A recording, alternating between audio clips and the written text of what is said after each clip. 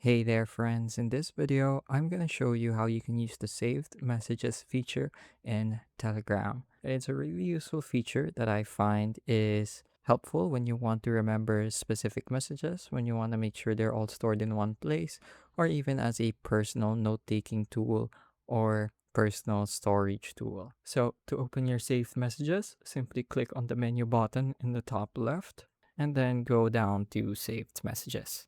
This opens your saved messages tab and your saved messages will appear here.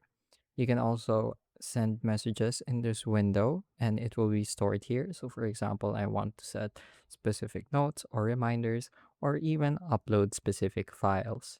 So if I were to upload a picture, for example, I could go over to the, where is the photo? So if I want to upload some pictures, for example, I can do that here, send them here, and I'll always have a copy ready. So another way to save messages here is you can forward any messages you receive. So for example, let's go to a group chat real quick.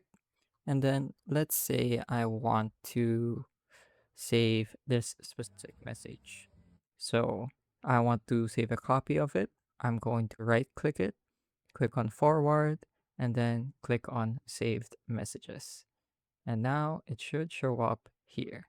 So whenever I need to reference a specific photo, video, or even just a document or text message, I can do so by using this feature.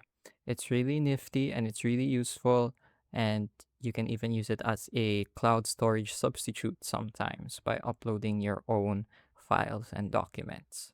So that's it for this video. I hope I was able to teach you something new and something useful. And as always, thank you for watching.